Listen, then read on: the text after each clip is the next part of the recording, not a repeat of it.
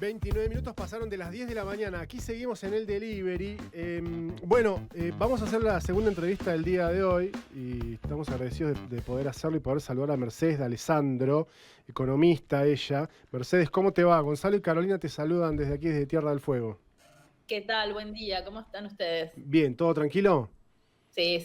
Me justo decían, prepárese el mate y yo me estaba preparando el mate. Estamos en eso, Muy bien. estamos en eso. Bueno, Mercedes es doctora en Economía de la Universidad de Buenos Aires, es cofundadora además de la ONG Economía Feminita, que labura mucho, por supuesto, todo lo que tiene que ver con las desigualdades económicas de género que hay en nuestro país, ¿no? Pero Mercedes, más allá de que seguramente vamos a entrar ahí, porque además estamos en la semana del aniversario del Ni Una Menos también, así que hay mucho para conversar.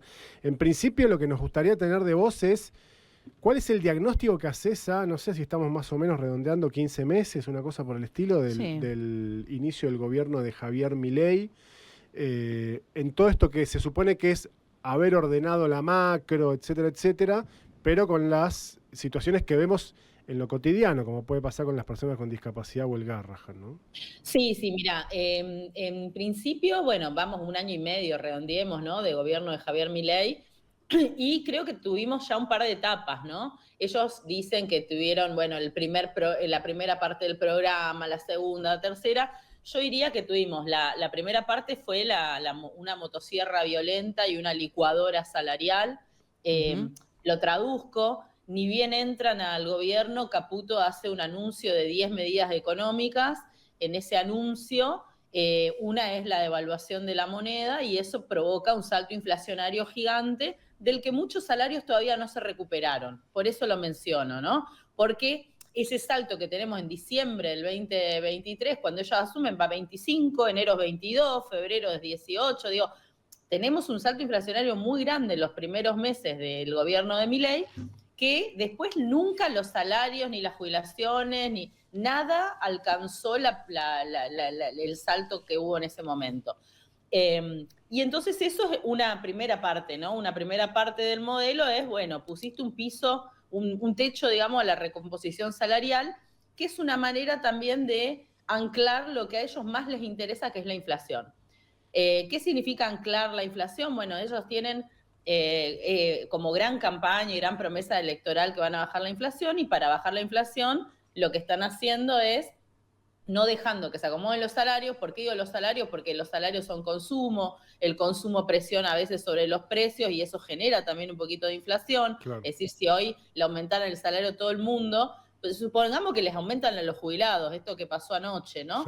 Sí. Imagínense, un jubilado que gana hoy cerca de 350.000 pesos con la mínima y el bono, le dan 7% más, que es lo que le van a dar, no es que van a ahorrar y se van a comprar un pasaje a Miami. Claro. ¿No?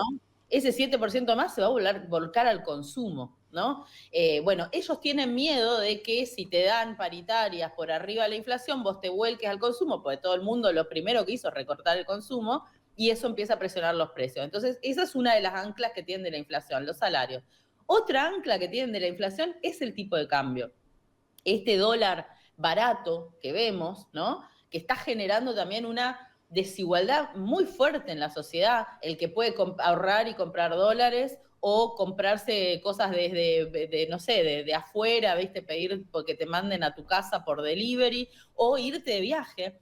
Este último mes hubo un récord de salida de turismo en relación a la entrada también, y de hecho salió una nota el fin de semana que muestra cómo todo lo que ganamos de superávit energético, de vaca muerta, del gas, del petróleo, no sé qué, no alcanza a cubrir los dólares que se van a gastar plata afuera porque digamos que Argentina hoy tiene un poder adquisitivo que le permite viajar por el mundo. Un sector chiquitito, ¿no? Pero ese dólar tan barato hace que quienes tienen que competir, por ejemplo, con productos importados, les cueste, hace que nuestros productos locales se encarezcan en términos relativos con la competencia, hace que de alguna manera no tengamos una corrida al dólar, ¿no? Que la gente no vaya rápido a correr a eso porque empieza a mirar otros activos para ver, pero eso es un problema porque lo que hace es romper de a poquito el tejido productivo, ¿no? Entonces, ¿qué pasa? Nosotros tenemos un dólar barato. ¿para qué nos sirve ese dólar? Para comprar productos importados, pero esos productos importados compiten con los locales. Bueno, ustedes en Tierra del Fuego tienen el caso Claro, más, claro. más importante, ¿no? Compiten con los locales, destruyen el trabajo, te quedás sin laburo, no puedes consumir, ¿no? Y es como un círculo medio raro, porque, digamos, no son dólares que de alguna manera vos usás para, no sé, tener mejores reservas en el Banco Central, para generar más crédito al sector productivo, para desarrollar tecnología, infraestructura. No, son dólares que se van o al turismo o al consumo de bienes importados. Entonces, ese es otro problema y es otra de las anclas de la inflación, ¿no? Entonces, lo que quiero decir es que si bien vemos resultados positivos, digamos, que uno podría decir es positivo que baje la inflación, el problema es cómo llegás a eso. Y el cómo llegás a eso no es tan bueno. Entonces, a mí me cuesta a veces escuchar a colegas economistas que dicen ordenaron la macro, cuando en realidad ese ordenamiento es ficción en un punto, ¿no? Porque digo, no es un modelo nuevo tampoco en Argentina, esto ya lo vivimos, lo que ustedes tienen por las caritas, me imagino más o menos un poco mi edad, ¿no? Un poquito más joven la veo a ella. Soy muy joven, Mirá, gracias, Mercedes. te ve más joven a vos que a mí. Sí. ¿Cómo puede ser? Bien, porque Pero, es o sea, la mujer. crisis del 2001 la tenemos muy presente. Sí. Nos acordamos lo que fue la convertibilidad. La convertibilidad fue un esquema que le sirvió a mucha gente que podía comprar dólares, viajar por el mundo, comprar osito de peluche y papitas Pringles, pero después tenías un montón de gente que perdió el laburo y que se fue quedando fuera del sistema, y eso es lo que vimos al final de la convertibilidad. No sé si ustedes se acuerdan, pero al final de la convertibilidad teníamos 50% de pobreza, teníamos 27% de desempleo, teníamos todo el sector, el trabajo precarizado y desregulado, y teníamos una caída muy grande en la producción industrial. Sí, de hecho, bueno, hoy va a venir el director de un documental que se estrenó este año acá, que tiene que ver con lo que fue la represión de Semana Santa de 1995, que en Tierra del Fuego recordamos muy bien, justamente por una fuerte huelga y protesta de la Unión Obrera Metalúrgica, porque empezaba la crisis de lo que en ese momento era el modelo Aurora Grundig, ¿no? Claro. Así que sí, lo recordamos bien. Ahora, Mercedes, se suele hacer esa comparación respecto de los 90 y también respecto de la tablita en la época de Martínez de Oz. ¿Qué diferencias hay con esas dos épocas? Digamos, la historia no se repite linealmente dos veces, algunas diferencias seguramente hay, todo ¿no? diferente. Yo solamente llevé Sí. eso como para que, viste, para que sea No, un recuerdo que hay te paralelismos para ser igual, Sí. pero ¿cuáles son las diferencias que vos entendés son más Pero, viste, sustanciales? yo llevo ahí porque creo que es algo que muchos entendemos y que te hace entender que tenés dos velocidades, ¿no? En la economía. Una velocidad que es la macrofinanciera, que son los dólares, las inversiones, los héroes que fugan, todas estas cosas, y otra velocidad que es la vida real, la vida cotidiana. Tengo que llegar a fin de mes, tengo que ganar un salario que me permita ir todos los días a operar niños en el Garraham, tengo que tener un ingreso que no tenga un bono congelado hace 1 año y medio porque no me alcanza para los medicamentos. Digo, son dos velocidades y dos realidades. Y estamos en una época además muy, muy rara. Ayer me tocó estar en un panel en el Partido Justicialista con Roberto Feletti, Cecilia Todesca y Ricardo Aroskin, y estuvimos hablando bastante, ¿no?, de qué es para el peronismo la tercera posición, y si es posible hoy una tercera posición. Y lo traigo acá porque tiene que ver un poco con ese debate y con lo que me preguntaban, porque hoy fíjate que los grandes modelos son Estados Unidos y China, ¿no? Vienen Sí. hace rato compitiendo quién tiene la hegemonía. Y lo cierto es que está difícil la cosa, porque la guerra de aranceles, por ejemplo, ¿se acuerdan? Hace 3 semanas, Sí. ¿no? Éramos muy chicos, pero hace 3 semanas Donald Trump estaba poniéndole aranceles hasta una isla con pingüinos que no tiene habitantes, Sí. ¿no? Como que fue una cosa de locos, Sí. se desató toda una guerra y la bolsa se estroló, cayeron las acciones de un montón de compañías, ¿no? Como que hubo... pasan todas esas cosas todo el tiempo y van a pasar cada vez más fuertemente. Y tenemos además también una nueva forma de producción y de extracción de la renta, que son las compañías tecnológicas. Las compañías tecnológicas hoy tienen primero que están en los primeros 10 lugares de las empresas más ricas del mundo. Cuando digo compañías tecnológicas estoy hablando de Elon Musk con todo lo que es Tesla, Obvio, sí. Twitter, bueno, el SpaceX, después tenés a Mark Zuckerberg con Google, con Meta, con Instagram, después tenés a Jeff bueno, Bezos. Google es de Sundar Pichai, que es otro, después tenés digo, todos estos tipos, Jeff Bezos con Amazon, digo, todos estos tipos estuvieron, no sé si se acuerdan ustedes, en la primera fila de la asunción de Trump. Sí, ya se le rompió con Elon Musk. Y se le rompió con Elon Musk, pero lo loco es que es un desquiciado, ¿no? Se fue Elon Musk con hubo una nota en el medio, no sé si la vieron, de New York Times, diciendo que toma éxtasis, ketamina, Adderall, ¿no? Cócteles loquísimos, que digo, en su vida privada, que haga lo que quiera. Lo loco es que está recortando el gobierno, recortando y dejando gente en la calle. Es el Sturzenegger de Estados Unidos. Exacto, está con la coctelera loca, el mango loco de Elon Musk, pero rajando gente. Pero se fue Elon Musk, pero entró Peter Thiel. O sea, puso Peter Thiel, un representante de una compañía de él, ahora no se me viene el nombre, y Peter Thiel es también otro loco de estos de las compañías telefónicas, es el que funda PayPal, es el primero de, digamos, de las billeteras virtuales, y es un loco que además está tipo haciendo un experimento de que quiere hacer como una especie de islas de gente que viven en unas cosas medio como ciudades artificiales, por decirlo, ¿no? En donde hay otras reglas, no hay Estado, etcétera. Lo digo porque son todos mega millonarios, tecno-ricos le decimos nosotras, ¿no? Son mega millonarios, tienen muchísimo poder y se están metiendo en los gobiernos. Y no solamente tienen guita, poder y están en los gobiernos, sino que además tienen un montón de datos de nosotros, ¿no? Cuando hablamos de, claro, de esto tienen los datos de lo que consumimos, lo que miramos, lo que le ponemos like, a qué perfiles entramos, a qué negocios, nos endeudan también. No sé, hoy cualquiera tiene, debe ser una marca, ¿no? Mercado Pago o Mercado Libre. Bueno, vos usás eso y te presta plata también, ¿no? Claro. Y hay un montón de gente endeudada con Mercado Pago, Mercado Libre para poder comprar o para poder vender. Digo, este es un nuevo eslabón que apareció fuertemente, es muy reciente. Elon Musk entra en la lista de los hombres más ricos del mundo en el 2020, chicos. O sea, hace 5 años. Claro. Sí, increíble.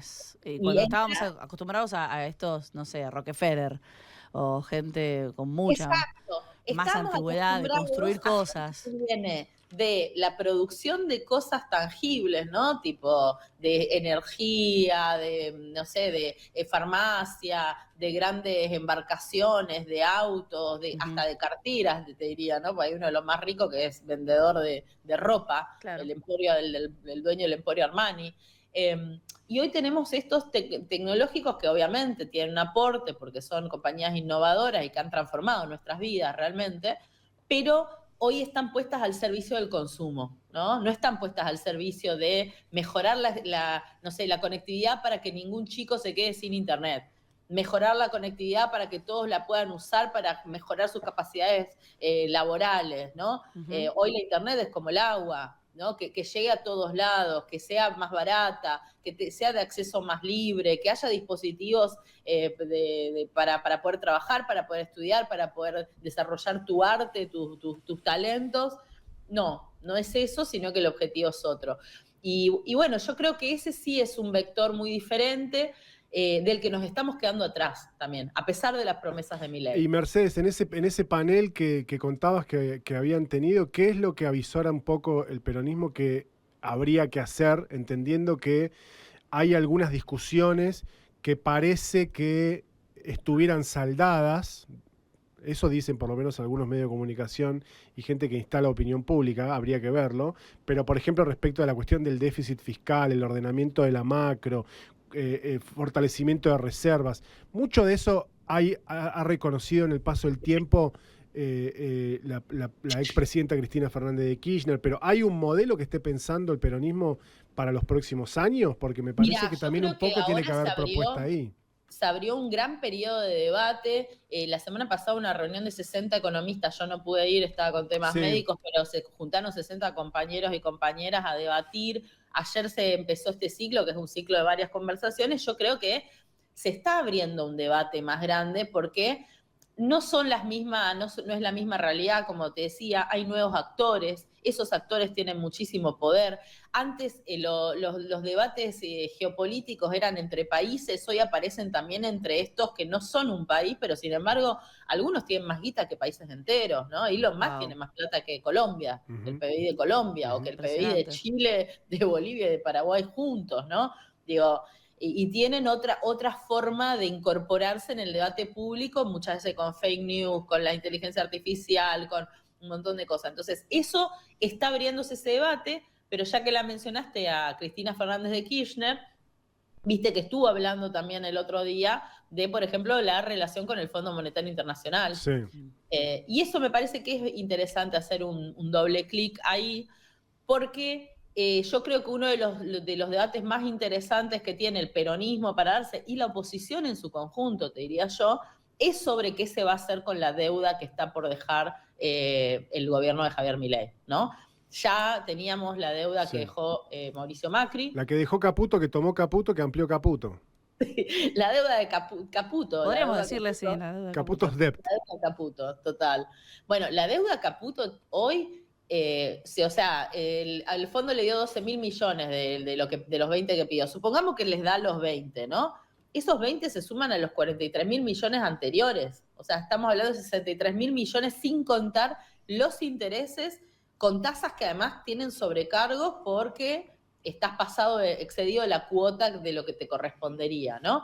Eso, Cristina mencionó que hay una propuesta de un economista que es Daniel Kotzer, es un amigo, él está viviendo afuera, y lo que Daniel Kotzer sugería, que tomó Cristina y lo dijo en la entrevista con Gustavo Silvestre, es que hay un préstamo que es técnicamente viable del FMI a los países, y hay un préstamo que fue una definición política de Donald Trump ayudando a Macri en su momento y ahora ayudando a Milei, ¿no? Porque Donald Trump tiene la silla más importante del Fondo Monetario Internacional.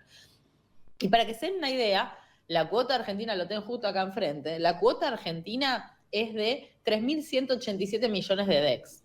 ¿Qué son los DEX? Son una moneda que es como si fuera una canasta de monedas, en donde están las monedas más fuertes. Está el euro, está el dólar, está el yuan, etc. Eso equivale a 4.206 millones de dólares. Quiere decir que si el FMI te prestaba lo que significaba tu cuota, te podía prestar 4.200 millones de dólares. Cuando fue el gobierno de Mauricio. Sí, ¿y cuánto nos prestaron? 10 veces más. 57.000 millones de dólares. Sí, ¿no? Desembolsaron menos al final, pero sí. Es decir, lo que después quedó un poco menos, porque Argentina rechazó, no llegó a desembolsar el FMI aparte, te quedaron 46.000 millones, el FMI te pone en un informe 1.001% la cuota. Qué duro. 10 veces tu cuota te prestó. Ahora bien, en el Estatuto del Fondo Monetario Internacional dice que si un país está en la lona, con crisis de balanza financiera, con crisis de balanza de pagos, con crisis social, etcétera, el FMI, como es prestamista de última instancia, te tiene que ayudar, ¿no? Y si te va a ayudar, puede prestarte más de tu cuota, te puede prestar entre el 145 y el 435% de tu cuota, ¿no? Okay. Y eso, o sea, suponete que decís, bueno, no era la situación en 2018. Si ustedes se acuerdan, cuando Macri fue a buscar el fondo, Argentina no estaba corriendo con la lengua afuera, toda rota. No estábamos. Todavía estábamos festejando que estábamos afuera. Exacto, no estábamos en el 2001, digamos, ahí, ¿no? Sí. Y sin embargo, supónganse que igual estamos en la peor situación, 435% de la cuota, bueno, eso te da 18.296 millones de dólares. O sea, te prestaron más del doble de eso, ¿no? Es decir, lo que aparece con este argumento, de alguna manera, es, mira, violaste tus estatutos, hiciste un préstamo político, técnicamente tus estatutos dicen que podría haber hecho, bueno, hay mucha evidencia de que incluso muchos funcionarios del Fondo Monetario Internacional dijeron que tenía un carácter político. Entonces, lo que se está hablando es hacer un debate de lo técnico, renegociación, reestructuración en los canales habituales, y de lo que excede ese préstamo que técnicamente es viable, buscar un canal político para definir, por ejemplo, el Club de París, que ha sido un espacio que ha servido en otras instancias para hablar de este tipo de situaciones y poner otras cartas sobre la mesa, ¿no? Y esto te decía en el ejemplo de qué tiene que discutir el peronismo hoy. Yo no sé si esta es la mejor alternativa, si es viable, si es la que va a salir, pero es una alternativa a algo que realmente es inviable, que es pagar 63.000 millones de dólares más los intereses de una deuda al FMI, con los condicionamientos que pide el FMI, que son, por ejemplo, una reforma previsional, una reforma laboral, una reforma impositiva, ¿no? Es decir, hacer pagar todo el costo del pago a esta deuda política por caprichos de Donald Trump y los gobiernos argentinos de turno, hacerlos pagar a los jubilados, a la ciencia, a la educación, a la salud, a la obra pública, a los trabajadores de Tierra del Fuego, a todos los que hoy están de alguna manera levantando la voz y diciendo, bueno, hermano, yo no doy para más, dame alguna solución y deja de traerme problemas, ¿no? Ahora, vos teniendo siempre esta perspectiva tan de la mujer, que me parece que es un gran foco y es muy interesante. Hoy justo, creo que no, la semana pasada llegaba el newsletter de Amiga, Hablemos de Deuda, Amiga, Hablemos de Plata, y en el lugar más alto del FMI está una mujer que es Kristalina Georgieva, en cual vos pusiste bastante el foco, porque hablando un poco de cómo vamos a hacer para salir de esta deuda, digo, ¿cómo vamos a hacer sin Javier Milei, que es hoy un aliado político de esta mujer? Sí, sí, bueno, no solo Kristalina Georgieva, sino que cuando está Macri es otra mujer, es Christine Lagarde. Claro. Nos presta la guita. Hablamos de techo de cristal y de repente tenemos a estas mujeres que son, no sé, Cruella de Vil de ser la mujer economía. no te hace ser feminista. No, sin duda. Ser mujer no te hace ser feminista y tenés estas mujeres que están realmente ajustando países. Su trabajo es ajustar países, su trabajo es endeudar y ajustar países. Miren, yo obviamente estoy suscripta al blog del FMI, o sea, me llegan todos los días una nota que publicaron, un resumen de prensa, el gráfico de la semana, todas las cosas que ellos mandan. Y vienen hace rato con un discurso de que hay como después de la pandemia cunde el pesimismo político, o sea, hay mucho pesimismo político después de la pandemia, la gente está muy defraudada con los estados, no importa el signo, porque todo se queda, a todos le faltó, ¿no? De hecho, si ustedes miran las elecciones que hubo desde la pandemia en adelante, casi todas cambia el signo del gobierno. Si era de izquierda pasa a ser de derecha, si era de derecha pasa a ser de izquierda. Estoy exagerando, ¿no? Los contrastes. Sí, sí. Cambia el signo, pierden los oficialismos en todos lados por la gran frustración que se produce. Y esa gran frustración, además en la pandemia, va acompañada de un montón de gasto del Estado, porque había que comprar vacunas, armar hospitales, dar medidas paliativas que las dio Donald Trump y las dio Alberto Fernández y las dio todo el mundo, dio las medidas paliativas. Y eso hizo que haya muchísimo crecimiento del déficit fiscal en todos los países y un aumento muy grande del endeudamiento, porque muchos países que no tenían la manera de financiar tuvieron que salir a buscar deuda, ¿no? Y entonces lo que el FMI mismo te dice es, hoy la gente no quiere escuchar hablar de ajuste y austeridad. Entonces, ¿qué pasa? Los políticos en campaña se ponen populistas, ¿no? Y prometen cosas y no sé qué y no sé cuánto. Y entonces ellos están preocupados porque hay mucho populismo en los líderes, según ellos, según el FMI, ¿no? Y dicen, bueno, nosotros necesitamos que acá empiecen a hacer ajustes y a tomar la rienda de la situación porque no podemos financiar a todo el mundo. Y entonces van a tener que mirar el ejemplo de Argentina, que miren cómo le está yendo bien haciendo el ajuste más grande del mundo. ¿Por qué digo esto? Porque digo que hoy Javier Milei, que vos lo mencionabas, está siendo el mejor alumno de la clase del Fondo Monetario Internacional. No lo digo yo, lo dijo Caputo. Caputo lo dijo el otro día en Tucumán, en un foro de no sé qué, La Libertad, una fundación libertaria, dijo, Kristalina Georgieva dijo frente a los directores que los países, que ellos van a estar para financiar a los países que necesiten siempre y cuando estén dispuestos a ordenar las cosas así como lo hizo la Argentina, que hoy es un ejemplo a seguir. Entonces, somos ejemplos a seguir en ajuste, chicos. Entonces, eso es una cosa que para mí es importante tener en mente. El FMI va a bancar al gobierno de Milei porque les sirve mostrar un gobierno que hizo un ajuste brutal, que se cargó, como decíamos al principio, a los jubilados, a las maestras, a los hospitales, a los trabajadores de la salud, a las personas con discapacidad, todos, para darle de comer a los héroes que fugan, a los grandes millonarios, a los que hacen carry trade y se están llenando de guita con los bonos y al que puede hacer turismo, ¿no? Tus dólares, tu decisión, todo bien, hacer turismo, pero bueno, sabe que esos dólares no salen de los árboles, que se están yendo a algún lado. Bueno, digo, ahí tenemos una cuestión de un alineamiento, digamos, entre el Fondo Monetario Internacional y Argentina, que es muy funcional.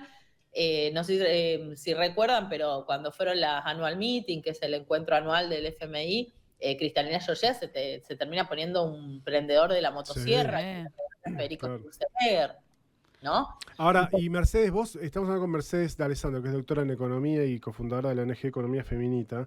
¿Entendés que, o suponés, porque me parece que con este apoyo del Fondo Monetario es difícil prever lo que pueda pasar en los próximos meses, porque tal vez si el tipo necesita 10.000 millones más le van a dar, qué sé yo. Pero da la sensación que el gobierno quiere este dólar planchado, no está comprando reservas cuando el propio acuerdo nuevo que firmaron establece que lo que debería ir haciendo es comprando para justamente... Hay algunos liberales que le están planteando, che, ¿por qué no compras ahora? Que la situación puede llegar a sostenerse así hasta octubre para tener un buen resultado y que después veamos una situación en donde hay, como seguramente le llamen, un sinceramiento o algo por el estilo. Yo creo que el único plan que tienen por ahora es llegar a octubre. O sea, y además, fíjate que el Fondo Monetario Internacional tenía que venir la semana que viene acá, el 13 de junio. Sí. Tenía que venir acá a hacer un control de cómo está yendo el programa y que el gobierno tenía que haber acumulado 4.000 millones de dólares en reservas para cumplir con la meta que se puso con el FMI. Ayer el FMI dijo, bueno, vamos a ir en julio mejor. O sea, a todo esto no juntaron un peso, en la semana pasada, mientras el Banco Central publicaba que los ahorristas, es decir, acuérdense, hace 2 semanas era saquen los dólares del colchón, vuélquenlos a la economía, vamos a hacer funcionar esto, hay que remonetizar. Bueno, corte A, 2 semanas después publica el Banco Central un dato que es los ahorristas, nosotros, la gente que tiene un poquito de margen para comprar 100 dólares, 1.000, 2.000, 10.000, bueno, compraron 2.000 millones de dólares. Es decir, no solo no sacaste los dólares del colchón, sino que fuiste a buscar más dólares para poner debajo de tu colchón. Claro, ¿no? Hay una memoria histórica también que me parece que el gobierno en eso no termina de entender.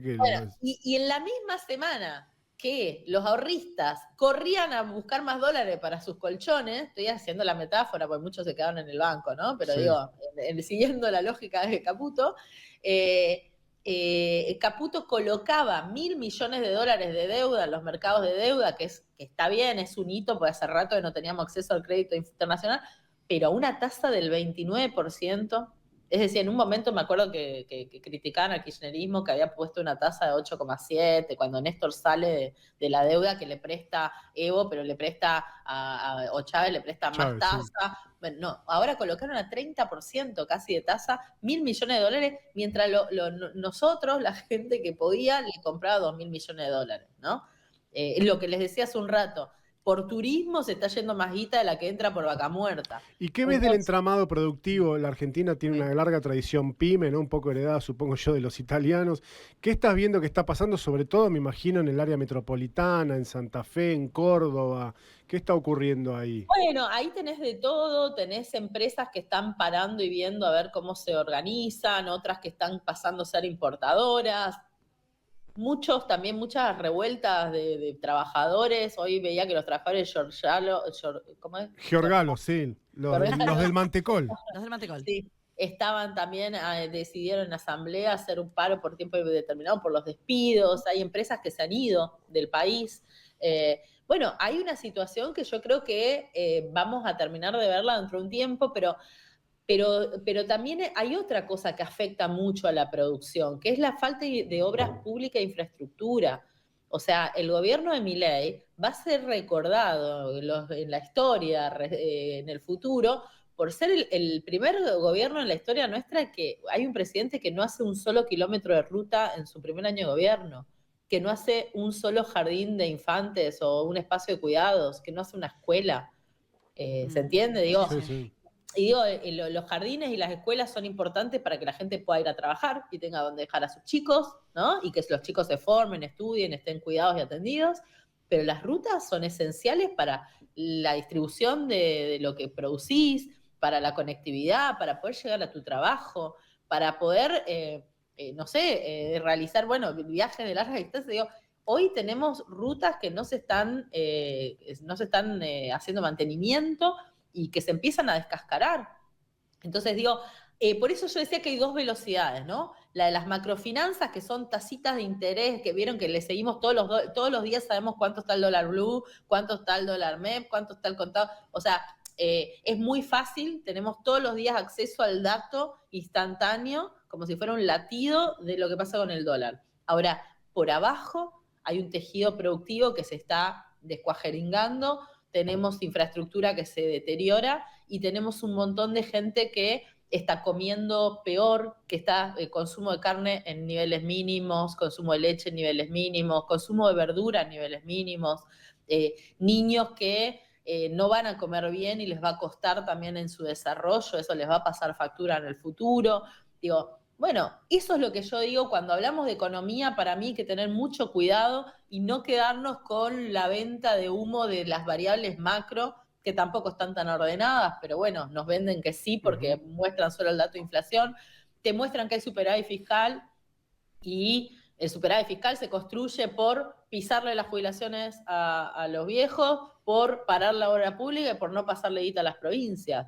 Entonces, digo, el superávit fiscal es como si, no sé, dijéramos en nuestras propias casas, ya que a la gente le gusta hacer esas comparaciones, bueno, no pago más las cuentas y me sobra guita.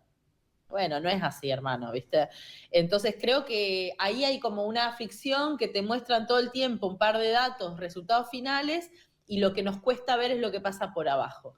Y eso que pasa por abajo, yo creo que a este año y medio de gobierno de Milei empieza a mostrar un poco más de intolerancia, por eso estamos viendo tanto movimiento, ¿no? En Tierra del Fuego, estos días, por lo que pasó con los aranceles y los celulares, que vamos a ver si bajan de precio, como dicen. Claro. En muchos emprendimientos productivos y pymes por la cuestión salarial y por también que no saben si van a seguir trabajando o no. Hay muchos despidos injustificados, ¿no? Y bueno, muchas organizaciones de trabajadores que no está llegando a fin de mes. Ayer o anteayer estuvo esta diputada libertaria diciendo una barbaridad en la tele de la canasta básica. Sí. Que digo, más allá de los números, que los que nos escuchan, nos ven, no tienen por qué saber cuánto está la canasta básica, es un indicador del INDEC. Cualquiera de nosotros sabe que con 300.000 pesos no vive nadie. Claro, No es vive. que hoy lo escuchaba bien temprano Ernesto Tenenbaum que decía, solo por sentido común tenés que darte cuenta que decir que una familia puede vivir con 300.000 pesos no se puede, es una cuestión de realidades. Acá vino mi asesor porque estaba acá pidiendo Hola, asesor. ayuda, Hola. para que vean que no solo Milei tiene asesores perros. Bien.